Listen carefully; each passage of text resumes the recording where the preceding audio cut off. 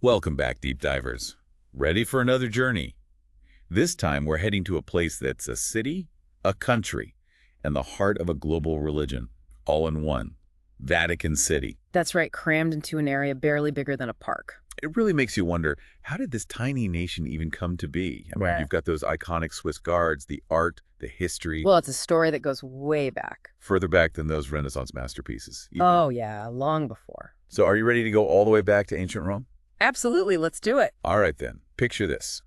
It's ancient Rome, and we're standing in a marshy area known as the Ager Vaticanus, west bank of the Tiber River. Not exactly the pristine image you get from those travel brochures today, right? Not quite. Back then, you'd find villas, maybe even catch a chariot race at the circus built for Nero's mother. It was, well, ordinary for the time. Hard to imagine that transforming into the center of the Catholic Church, right? It is. But this seemingly ordinary area became layered with religious significance, and it started, quite tragically, with Emperor Nero. Ugh, Nero. Infamous for, well, lots of things. Exactly. After the Great Fire of Rome in 64 AD, he needed a scapegoat. And guess who became the target? Early Christians, including St. Peter. So wait a minute, are you saying the ground where St. Peter's Basilica stands today was once an execution site? Mm-hmm. That's a pretty heavy contrast to the holiness it represents now. It is. And St. Peter's burial in a necropolis on the hill is what really starts to shift things. So this focus on St. Peter's burial site sets the stage for, well, basically everything that follows, right? It does. Fast forward a few centuries to Constantine, the first Roman emperor to convert to Christianity. Big moment in history. Huge. And he decides to build a basilica right over St. Peter's tomb. Now, this wasn't just any building. It basically put the Vatican on the map, didn't it? Literally. This basilica, which eventually became the first St. Peter's, transformed the Vatican from a burial ground to a major pilgrimage destination. All roads lead to Rome, and for Christians, all paths led to St. Peter's. You could say that. And with pilgrims came the need for, well, everything else. Lodging, food, markets, basically the birth of a city. Exactly. The basilica was like a magnet, drawing people and turning the Vatican into a bustling center, the Borgo. But even back then, things weren't always peaceful, right? Yeah. I remember reading about some kind of pirate attack. Ah, yes, the Saracen pirates in 846. Not exactly what you picture when you think of the Vatican. No, but it was a major turning point. They sacked St. Peter's, which was a huge shock. Imagine the headlines if that happened today. No, right? But what's crucial is the reaction. Pope Leo IV, determined to prevent future attacks, ordered those massive protective walls built. The ones that still define the boundaries of Vatican City today. Precisely. Those walls weren't just about physical protection, though. More like a statement, right? Yeah. This is sacred ground and it's not going down without a fight. Exactly. It shows the church's growing power and its determination to protect what it saw as its heartland. But the popes themselves didn't always live within those walls, did they? No, not at first. For centuries, their official residence was the Lateran Palace, across Rome. So how did they end up in the Vatican? Gradually. It started with Pope Symmachus around the 6th century, building a residence next to St. Peter's. Ah, so planting the seeds for what would become the Papal Palace. Right. And over time, other popes added to it, like Eugene III and Innocent III expanding it. And then there's that whole covered passageway to Castel San Angelo. Talk about an escape road. It's like something out of a movie. Well, remember, those times were full of political turmoil. A secret escape route wasn't exactly a luxury. It makes sense, but then in the 14th century, the papacy packs up and moves to Avignon, France. What prompted that sudden departure? This period, known as the Avignon papacy, was messy. Political pressure, conflicts with the French monarchy. It forced the popes out of Rome for about 70 years. That's a long time to just abandon the Vatican. It was a major setback. Buildings fell into disrepair, the Borgo lost its vibrancy, the papacy's authority was really shaken. So what happened when they finally came back to Rome in 1377? Did they just pick up where they left off? Not quite. Think of it as a fresh start, a chance to reassert their influence. And what better way to do that than through art and architecture? This is where the Renaissance kicks in, isn't it? It is. We're talking the Apostolic Palace, those incredible Sistine Chapel frescoes. They weren't just buildings, they were statements. Showcasing the power and artistry of the church. Exactly. The papacy was back in Rome, and they were here to stay. And then comes Julius II, a pope known for his ambition.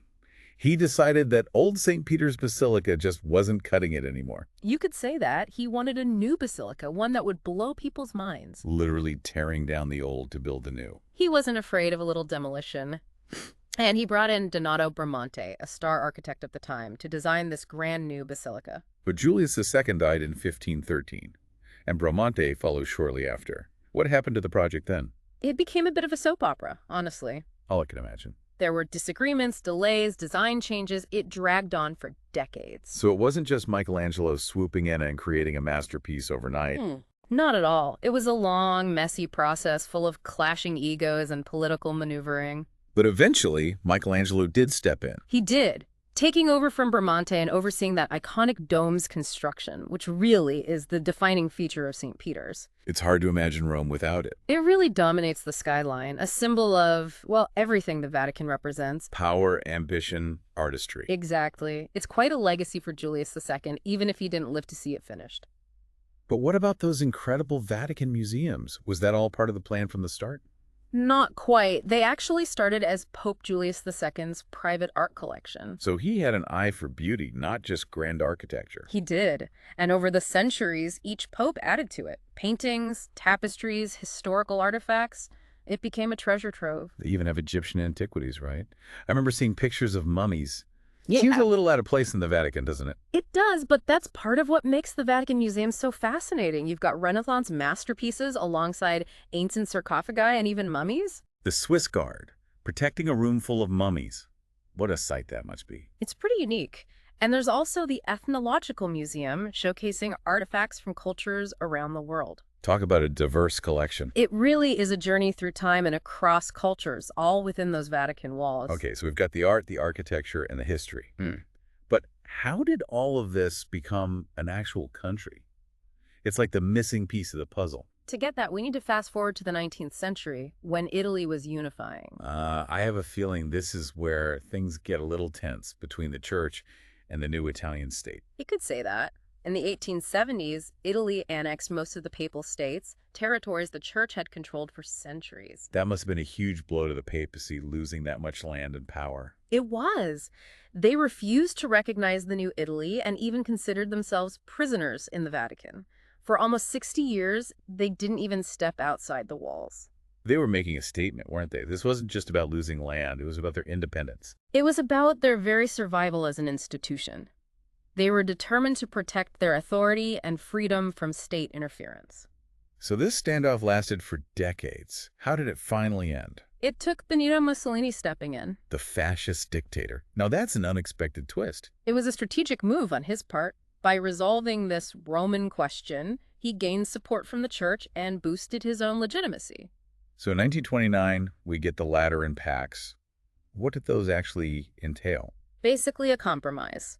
Italy formally recognized Vatican City as a sovereign and independent state, Giving the church full control over the Vatican and a few other properties. In return, the church finally recognized the Italian state and received a pretty hefty financial settlement. So both sides got something out of it. They did. It wasn't perfect, but it ended a decades-long stalemate and gave birth to the Vatican City we know today.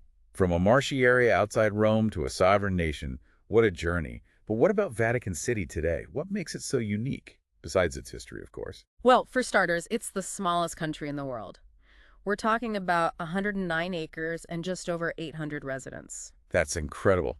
And they managed to fit everything into that tiny space. Their own banks, post office, even a newspaper. It's a fully functioning state, complete with its own laws and government. And let's not forget those iconic Swiss Guards. Yeah. With their colorful uniforms and halberds, you don't see that every day. They've been protecting the Pope for over 500 years. It all started with Pope Julius II back in 1506. So they're more than just a tourist attraction. They're a symbol of the Vatican's long history. Exactly.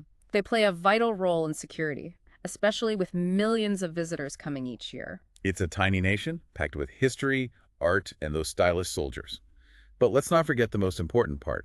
This is the spiritual center for over 1.2 billion Catholics worldwide. That's right. Vatican City might be small, but its influence is undeniable. From ancient origins to modern-day significance, this has been quite the deep dive into Vatican City. Pirate attacks, political standoffs, Renaissance masterpieces. It's a story full of surprises. What's so fascinating is how it all comes together in this one tiny place. History, religion, art, and politics all intertwined. It really makes you wonder, what will the Vatican's legacy be in the future? That's the big question, isn't it? Will it continue to be this beacon of faith and global influence? Or will it face new challenges in the years to come? It's something to ponder, for sure. But we'll delve into that in our next episode. For now, let's take a short break, and then we'll be back to discuss the Vatican's relationship with the modern world. Sounds good. I'm looking forward to it. Thinking about the Vatican's future, its relationship with the modern world is particularly interesting. It really is, right? This blend of ancient traditions with contemporary issues. It's a fascinating juxtaposition. On one hand, you have rituals going back centuries, a direct link to the Roman Empire. And on the other, they're on social media. The Pope has an Instagram account. It makes you wonder how an institution so steeped in tradition navigates a world that's constantly changing. I mean, globalization, technology, shifting social values. It's a lot to grapple with. Take something like climate change, for example. Pope Francis has been pretty vocal about that. He has. His encyclical Laudato Si's was a pretty big deal. For those who aren't familiar, what exactly is an encyclical? It's basically a papal letter sent to all the bishops, often addressing issues of doctrine or morals. So in this case, it was Pope Francis calling for action on climate change. Exactly. It was the Vatican stepping into the global conversation on a critical issue. Which shows they're not afraid to engage with the modern world when it aligns with their values. Right. But then there are those traditional doctrines that might clash with modern views. Like same-sex marriage or the role of women in the church. Exactly. It creates a real tension between upholding long-held beliefs and engaging with a world that's evolving. So how does that tension play out on the world stage? I mean, the Vatican isn't just a religious center. It's a player in international diplomacy, too. Absolutely. They have observer status at the United Nations. So they can participate but not vote. Right, but that doesn't mean they lack influence. They have a vast network of diplomats. They advocate for peace and human rights. They often act as mediators in conflicts. Exactly, like during the Cuban Missile Crisis. Oh, that's right. Pope John the 23rd helped facilitate communication between the U.S. and the Soviet Union. A tense moment where the Vatican's moral authority and diplomatic channels were really crucial. So a different kind of power, not military or economic, but based on diplomacy and moral influence. I could say that.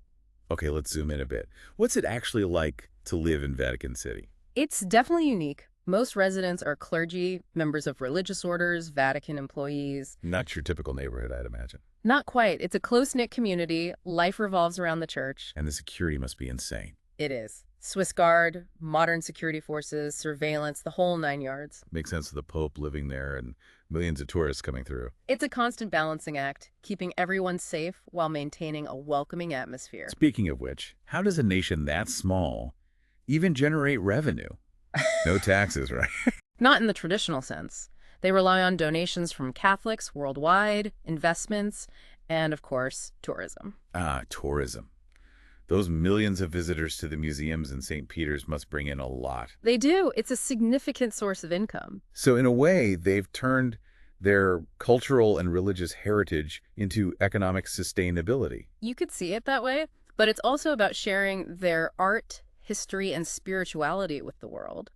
A form of cultural diplomacy, in a sense. And then there's their media presence. The newspaper, radio station, TV station. It's all about promoting the church's teachings, disseminating news from the Vatican, covering events related to the Pope. So reaching out to a global audience. Exactly. Looking back at everything we've discussed, what do you think is the Vatican's lasting legacy? It's a pretty big question, I know. It is. There's the artistic and cultural legacy, of course. Michelangelo, Raphael. Yeah. Those masterpieces are unparalleled. And then there's the religious legacy. For over 1.2 billion Catholics, it's the spiritual center. A symbol of their faith. A place of pilgrimage. And even for those who aren't Catholic, the Vatican's influence is undeniable. It transcends religious boundaries. And finally, there's the political legacy. This unique city-state, a testament to the complex relationship between church and state. A symbol of both the power and the limitations of religious institutions in the modern world. It's amazing how such a small place has had such a huge impact on history, art, religion, even global politics. It's a testament to the power of ideas, faith, and human ingenuity. So as we wrap up our exploration of the Vatican, I want to leave our listeners with a question. What do you think the Vatican's legacy will be in the future? Will it remain a beacon of faith, a center of art and culture, a player on the world stage? Or will it face new challenges and transformations? Food for thought, for sure. It's a lot to think about, isn't it? This tiny place with such a massive impact and all these big questions about its role in the future. It really is. And I think that's what makes exploring topics like this so fascinating, It sparks our curiosity, it leads to more questions than answers, and it encourages us to keep digging deeper. And that's what I love about our listeners. You're all deep divers too. I'm Yeah. sure you've come across some fascinating facts or have your own burning questions about Vatican City. Oh, absolutely.